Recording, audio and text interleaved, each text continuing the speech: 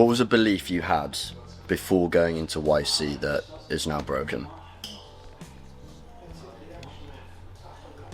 I would say one thing that I always thought, but never to the degree of how much I believe it now, is that instead of like talent and capital and customers, a lot of the time the best place to be is where people who are doing similar things to you are. So not necessarily where the capital is, not necessarily where your customers are, but where people are aspiring to do like ambitious things and are continuously pushing themselves. And I think that was very heavily reinforced, especially from the people that we met and like what the partners told us. And it doesn't sound like very deep, but that hit me like really hard. When you say similar, are we saying same sort of industry or? No, people who are hell-bent on creating an impact and solving a problem and will go to like any measure to do that, with money being like an irrelevant object of it. Not constrained. No, and like meaning like they're like Non-motivating factor. yeah, not the motivating factors. Yeah. What about you, Zach? I'd probably say it's that, but the more interesting point of that is that we sort of only got fully reinforced in that towards the latter month. Because throughout the batch we were strongly considering moving closer to customers and further towards the East Coast, thinking that maybe let's go Central, Texas, that sort of thing. But then the advice that we got, and what Gavir said, the sort of abrasion that you get of being around those people that are building something similar, but not just that, being of the same mindset in terms of trying to build something massive, is actually a bigger motivating factor in reinforcing what you're trying to do, rather than what you might think in terms of customers, cash, or labour. Do you think that's widespread across YC, or is that going to vary depending on? They try to reinforce it, but I was still surprised how many people are going back to Massachusetts, Boston. I don't know, because Jared like heavily mentioned that. He was like, look, a lot of people are gonna do that, no matter how much YC tells you like it's much better to be in San Francisco than anywhere else. A lot of the time, people will still go back to like New York or Boston or whatever. And there's a snow place in Massachusetts. It's that, but a lot of the times they're just like, I don't need to be in San Francisco. But Jared said, like, when you make that decision, like, be very truthful to yourself. Like, why do you actually think you're doing it? And a lot of the times, the reason is because people, like, value the social life aspect of it rather than actually building the company. Which is kind of like when, like, Joe, he said to me, he was like, if you had to stay somewhere for 10 years, where would it be? And, like, immediately it was San Francisco, because, like, if you truly deep down believe, like, your only purpose right now for the next couple of years is this company that we're building, like, I'm not saying you, I'm talking about you as, like, a founder or, like, people. It's like nowhere else should be the place. Not necessarily because like your childhood friends or like your family, and maybe that's what people value, but he's just like, if you decide to do that, like be truly honest with yourself, because all the data shows that it should be San Francisco. So like if you're gonna do it, that's fine, but just be honest with yourself. And I think when you are honest with yourself, sometimes you can convince yourself otherwise, and you will then stay in San Francisco as an example. It's about what you sacrifice. You've got to know what you're sacrificing. Otherwise you're just somewhere in the middle ground, trying to justify being somewhere while also trying to get the results of being somewhere else. What about you, Adam?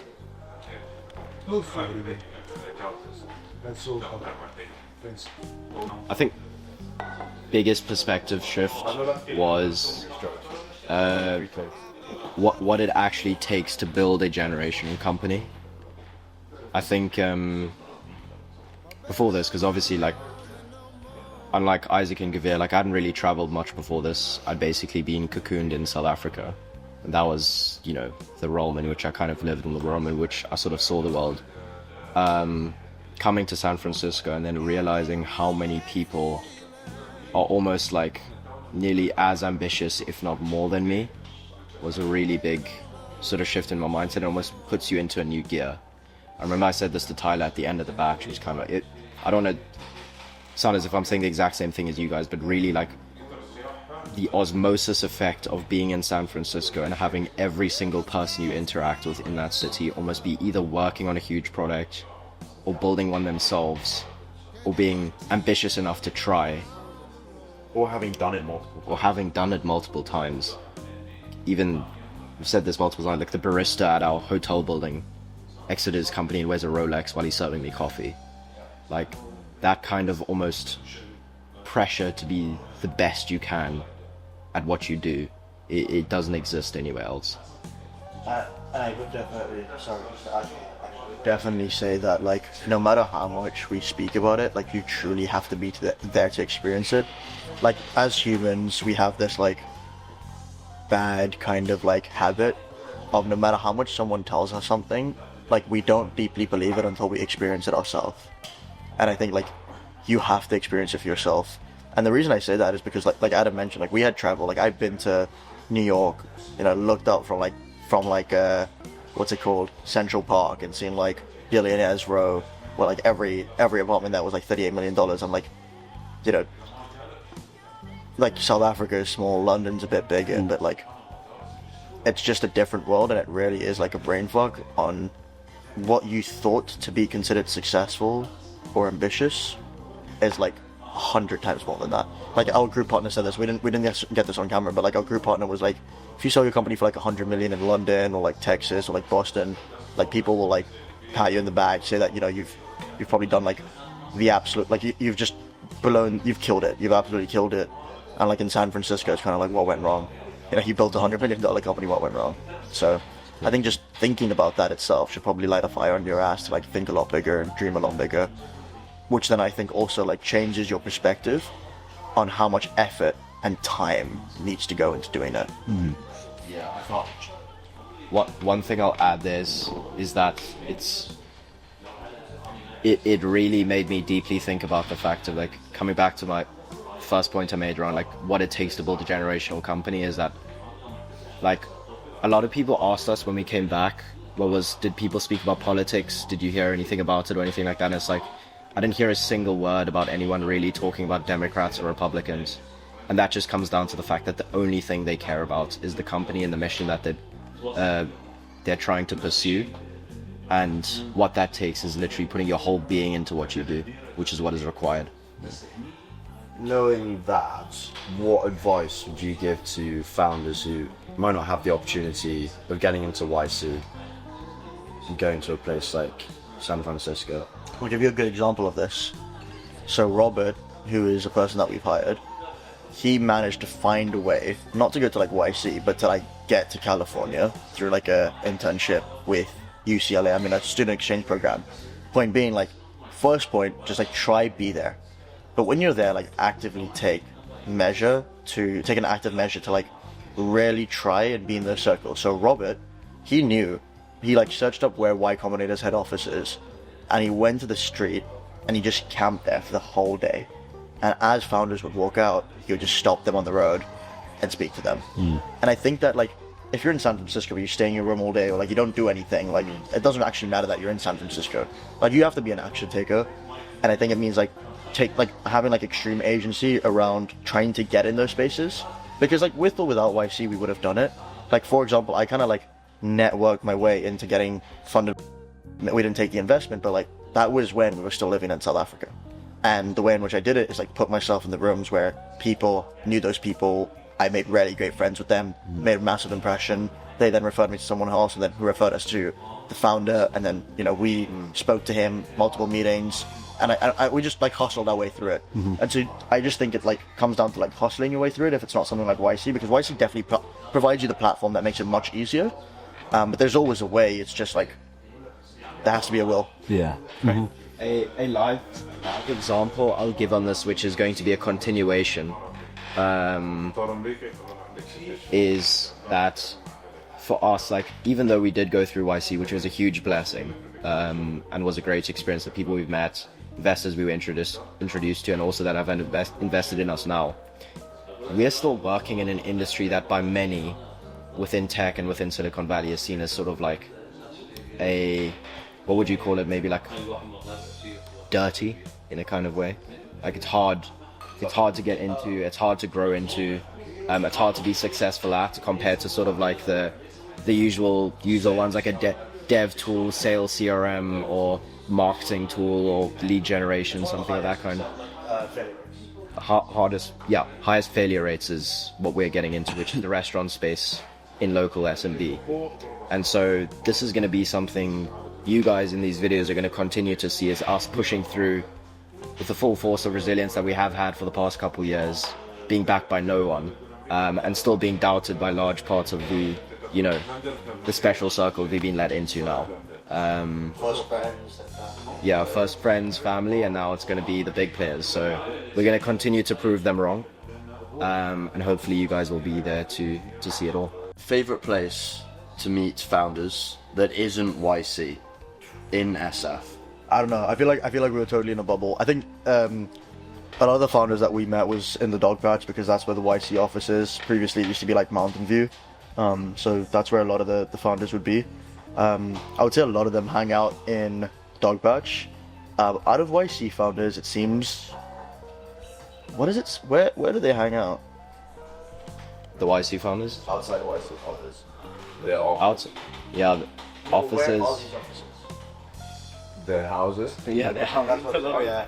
Sort of, you just bump into them anywhere, Yeah. and then you'll either go to their house or. Oh, you know what's a good meta? It's like if you have a YC sticker or like a relatable company sticker, you put it on your laptop. Like people in SF, the nice thing is that they are quite high agency, and so they will like come and speak to you about it. And so I think that's like a small thing. Is put like a sticker of like YC or whatever it is, and then go to a cafe and work, and you'll strike up some conversations. I was thinking more along the lines of favorite cafes, bars. We didn't do that. Okay. We didn't do that. We were kind of like in a bubble, siloed in, but there definitely are. Interestingly enough, YC's Bookface provides us that information. They have like a list. Did you hear Pretty sure. names at all? I wouldn't remember. I asked because I asked for like in-person investor meetings, but like luckily we had like a great area in our apartment building where I called the investors over and took them. Or I went to investors' offices. Like these investors like wine and dine you, bro. It's pretty cool because they try and make a good impression. There may be different outlooks. There may be different answers from all three of you. What was one thing you would have done differently? Or an answer for me, personally? I would 100% have gone to more of the founders' dinners. So there were these things that they did in our batch, which is every Friday there'd be a founders' dinner you could sign up to in the Slack, the YC, the batch Slack. So you got randomly put together with a bunch of founders in your batch, like 10, so it's 6 to 10, so it's quite intimate and you could get to learn about them. The reason I say that would have been something I would have liked to do more often, and this would be to YC founders maybe in the fall batch and now the winter batch to really take advantage of that, is with there being so many people in your batch and you being grouped up into different groups and then subgroups within those groups, you really sort of get cocooned in a bubble of founders that you're with, who obviously have been, you know, intentionally selected to be beneficial to the company that you're running.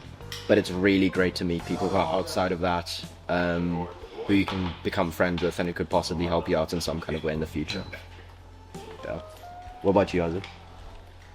I'd say the same, but it's very easy to say that in retrospect. Yeah. I think we would have maybe lost out on a lot of progress that we did make, but then it's all about the unknown unknowns that we maybe missed out on. Because if our thesis is correct that just being in public places in general is where you sort of bump into people, and that's what happened a bunch of times. That's sort of where we met people that we hired, met people that we're looking at partnerships with in terms of maybe hardware and that sort of thing. Then there's no reason that we shouldn't have gone, at least one of us, to do a bit more of that and just connecting with founders in general across different industries. We try to stay, connect with people at least in the voice AI system or hospitality or, the things that we see immediately as a close fit. But you never really know what sort of expertise come from people that might be in completely different industries. I would say one advice, and my advice would have been the founder dinners. And then I completely agree with Isaac on that, like looking in retrospect, because when I asked previous company YC founders, they would say the same thing. Like maybe they would have gone to more of these, but they didn't. And I think it comes down to like you being so busy that that's probably your first priority. But I think because we're 3 founders, one thing that I really like tried to do was in a lot of the situations was split us up. So like if there was events, like Adam goes to one, I go to one, and you cover the bandwidth of like getting the insights from other people and just like being in more areas. And I think we could have done that even more. So like for example, on like a Friday night, like Adam was not taking any sales calls, and so maybe like we could have been like, okay, Adam needs to go to these founder dinners. And so if there's multiple of you founders, I think definitely don't be afraid to like split up and conquer different things. And it might feel a bit like weird at points because, you know, like Brian Chesky says this, like you usually spend more time with your founders than you will your wife, right, and your kids. And so like you're super close, and it makes sense to like go together. But I definitely think like don't be afraid to split up and, you know, do things by yourself and then bring those insights back to the team. What did you think like did better than everybody else though? I would say one of the things that we did, which I think a lot of people didn't, is like truly wanting to make friends with people. And the reason I say that is because like we'd have like speakers and stuff come up, and a lot of the times people just don't realize that like just making a relationship can lead to somewhere in the future. And so we would actively go up to people and shake hands and make friends and ask genuine questions. And a lot of the times people don't realize what that can lead to. And it's kind of like this, I think it's almost this like kind of like ignorance. It's like, you know, I know what I need to do. I don't need to meet new people. Yeah. That's actually a good way of looking at it. And I think one thing that like I've learned from my parents really, really well, which I give to them, is no matter who that person is, they always treat them with like respect and like go out of the way to like conversate with people, because you never know like where that person might end up or what they might do or where you guys might cross paths again. I think that really is helping us and will continue to help us. I think one of the things that we did do, which it's probably not what we did consciously, but going into it is something that we were fully focused already on the actual thing that we're building. You know, there comes a lot of overhead with people trying to still figure out the idea and figure out what investors are going to allow, what actually suits them, what they want to be working on long term. Whereas us going into it, we were fully set on, we're the restaurant guys, so we're going all in on this, and the amount of efficiency you get from that in terms of, okay, we know exactly who we need to hire, what we need to build. Obviously refined a lot over the 3 months, but you know, there's a lot of efficiency in terms of actually executing that rather than trying to figure out all the things in between. Great piece of advice that I think I got from another founder that goes against what YC says. So this is contrary to YC's advice. I would personally say, and I agree with Isaac on this, don't apply to YC if you don't know what you want to work on. Because YC is very short, and it truly, like everyone, it catches everyone. Demo Day catches everyone. Fundraising week catches everyone. No matter how much you say it's not going to, it does. Have an idea that you want to actually work on and that you know you're going to work on. Because if you pivot mid-batch, that's much more different than continuously pivoting from the start till you feel like something will bite. Because usually nothing bites until like you get traction, and you might leave something too early because you're in such a rush to like try to get traction. And so I think that you should like have confidence in what you want to build and then go all in on that on YC. And if you pivot, that's fine. But you would waste a lot of time if you go in there without an idea. And like YC will accept you without an idea because they believe in the founder. But I think if you want to maximize YC, you should probably know what you want to build. What question for you guys? I don't know if you want to answer this as like as a group or maybe individually. It's like, what would you say makes you guys better or different than everybody else that was at the batch, or as a company, founders? I'll give a similar sort of answers to what I gave earlier. I don't know if we got that on camera, but that because of the background we all have, we didn't come from big universities, we didn't come from families that had like major connections in any kind of way, or any real sort of safety net to fall onto. It's meant that like we've had to take everything as if it's our last breath. Like, you know, the YC experience we had to take, like this is going to be our last chance of trying to build something great. And so that means putting your all into every single bit of work that you do. That would be my first point. just the grit and determination that it took for us to get here is just like it's proven itself to be what's going to cause us to be great in the future. Then the second part as well, I think, would be and this isn't to say that people can't learn the skill, but is the fact that I'd say we have an average higher EQ than maybe a lot of people we met in SF and YC as well, and that's Same reason. yeah, I'd say it's the same reason. I think it's just the character building of having gone through what we did, building from nothing, from South Africa. I mean, I think it just teaches you a lot about yourself, especially at the young age we started at. Why is EQ important? Kavir, do you want to answer that one?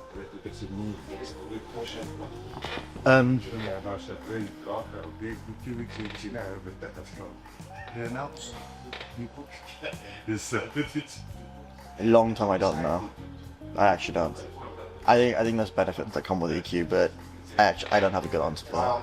I think EQ really correlates towards influencing people, and I think, I guess beyond business, I think no matter what you're doing, just the world we live in, being able to influence people is the biggest thing, the most important thing you can do, and I'd say there's a direct correlation between EQ and being able to influence people. For sure. Isaac, what would you say? Back to your question of what makes us different. Yeah, what makes you guys different as individuals? My immediate reaction would be it's either Charlie Munger or Warren Buffett says invert. It's Charlie Munger, invert. Warren Buffett, one of them, both the same. Churchill, maybe. Probably Churchill, yeah. Probably Churchill. If the number one thing that breaks companies up is founder breakup or misalignment in what you're doing, the opposite of that you'd want is a team that you know is never gonna split in terms of what they're doing and what they're building and the mission that they're on. And that's one thing that I felt massively there. It's like there's absolutely no doubt that whatever we're doing, we're going to be doing it together and giving it 100%. And I got that sense of doubt from a lot of other founders. With all due respect to them, they weren't fully aligned in what they're really doing. Yeah. So that's a massive shout out for you guys as well. That's also an interesting thing as well. One belief that I had that YC goes against is like they tell you not to start companies with your friends and not to start company with your family.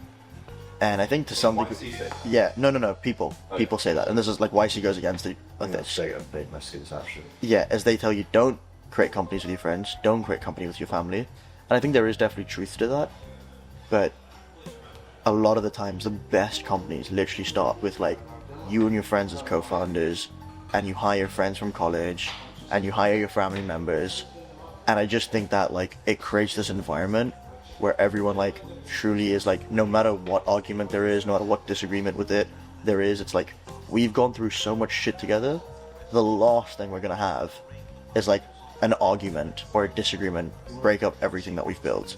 And I think there's a quote, and I don't know who says this, or I think it's just like a consensus.